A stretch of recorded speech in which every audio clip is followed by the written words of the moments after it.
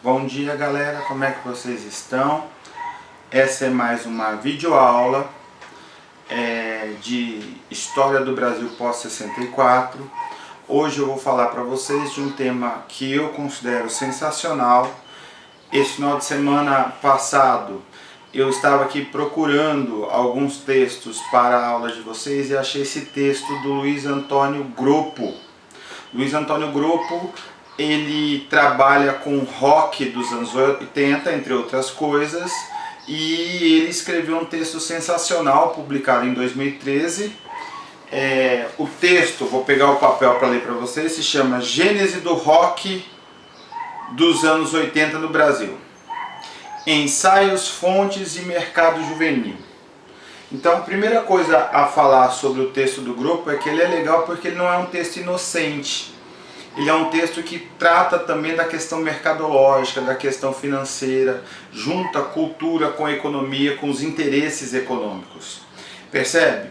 Muitos textos que tratam de música, quando vão tratar de história da música, eles só tratam da música como se fosse uma inovação em si mesmo, como se não tivesse nada relacionado com o resto do planeta Terra.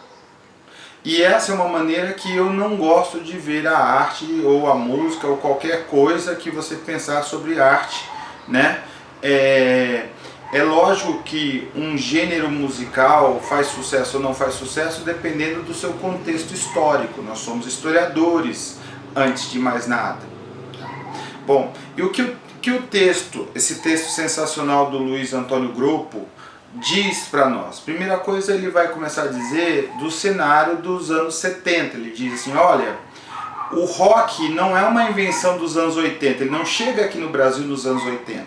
Pelo contrário, anos 60, 70, você já tem várias experiências, grupos de rock nacional e tudo mais, desde a Jovem Guarda, passando pelo movimento tropicalista e assim por diante. Porém, é interessante perceber que quando no final dos anos 70, começo dos anos 80, que é o período que ele vai tratar, o texto dele acaba, a baliza temporal do texto dele é 1986, com o grande sucesso fonográfico de vendagem de discos do RPM. Mas nessa videoaula eu não vou falar do RPM, apesar do texto falar sobre isso. Nessa videoaula eu vou falar de outras coisas importantes para você. Então ele diz, olha, no final dos anos 70, a indústria fonográfica estava em decadência aqui no Brasil. Quando eu digo decadência, perceba, quer dizer que começou a vender muito menos do que se vendia antes. Tá? Então ela está numa crise financeira. Tá? Essa crise, obviamente, também é reflexo da crise econômica nacional do final dos anos 70. A gente já estudou isso na nossa disciplina. Bom, e aí ela está procurando um novo filão para fazer sucesso, para vender, para alavancar essa venda de discos. Tá? É importante que você perceba que existem sempre artistas querendo fazer sucesso nessa indústria fonográfica. Então, quem gostaria de fazer sucesso, pelo menos no primeiro momento, é aquele grupo que eles chamam, que o grupo chama de Vanguarda Paulista, tá? A Vanguarda Popular Paulista, que é um pessoal de São Paulo, tá? O eixo da produção musical, pelo menos a fonográfica, né? de indústria de discos aqui no Brasil, é o eixo Rio e São Paulo. E essa Vanguarda Paulista, ela é uma continuidade do movimento de MPB. O movimento de MPB ele nunca fez muito sucesso, ele nunca vendeu muito, ele sempre foi um estilo que todo mundo se vangloria de gostar, pelo menos naquela época. A pessoa queria parecer cool, queria parecer uma pessoa com gosto refinado, porém não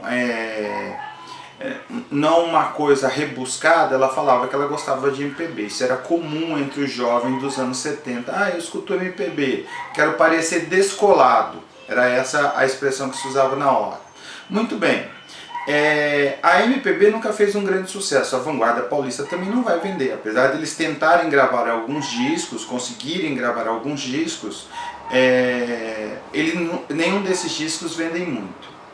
E junto com a vanguarda paulista, existe em São Paulo e depois em Brasília o movimento punk. Eu particularmente adoro o movimento punk porque eu acho que eles são interessantíssimos. O movimento punk surgiu na Inglaterra nos anos 70, mas já existem relatos de música, de movimentação, comprovação histórica de movimento punk em São Paulo em 1977. É interessante porque o movimento punk ele não é nada elitista, pelo contrário, são jovens da periferia de São Paulo, filhos de trabalhadores e às vezes até trabalhadores, que incorporam o movimento. Os punks eles têm uma postura que eles chamavam de ser contra o sistema. Esse contra o sistema ele não é muito delimitado dentro do imaginário punk. Tudo que é um valor estabelecido pela sociedade, em muitos casos é negado dentro do movimento punk. Então é uma revolta contra esse modelo instituído social. Eles usam aquele cabelo famoso de moicano, né? Aquele corte dos índios moicanos. Eu vou tentar colocar uma imagem aqui do lado para vocês. Você deve estar olhando para essa imagem agora. E os punks eles faziam o que? Eles cortavam o cabelo daquele jeito, passavam ou clara de ovo, o cheiro não ia ficar muito agradável, ou então sabão em pedra. Pega sabão em pedra, vai passando assim no cabelo, vai molhando e vai passando um pouquinho, depois deixa aquilo lá endurecer. Aquilo lá obviamente fica duro, igual uma ponta de lança mesmo, essa é a ideia, mas ao mesmo tempo que fica uma ponta de lança, e eu imagino, nunca cheirei para saber, que fique extremamente fedido, a palavra é essa, não fica um cheirinho muito agradável. Por outro lado, é uma postura extremamente agressiva. O texto do grupo não fala sobre isso, mas eu te explico algumas coisas. Os punks, eles eram contra qualquer tentativa de índole fascista, autoritária, então eles negavam todo tipo de autoridade, usavam correntes nas suas roupas para mostrar que a sociedade os acorrentava. Então é um movimento de revolta social. Esse movimento de revolta social, ele compõe um tipo de música extremamente agressiva, com uma agressividade simbólica altíssima, tá?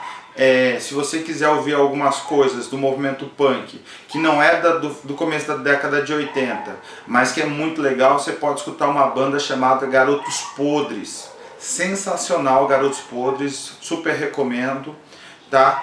E esse movimento punk, por ser muito agressivo, ele nunca fez muito sucesso com a classe média brasileira, com o consumo de discos aqui no Brasil. Então, a música punk e a vanguarda de releituras, propostas de continuidade da MPB nunca fizeram muito sucesso de vendagem de discos fonográficos. Então a sua música, a música punk, é uma música extremamente simples no sentido de que tem poucos arranjos musicais, tá? Letras muito politizadas, mas uma politização extremamente rasteira. Então eu sou contra tudo que é do sistema, pura e simplesmente. Eu não debato essas coisas na minha letra, não é essa a proposta. E ao mesmo tempo é uma produção absolutamente caseira, porque é o que eles tinham condições de fazer.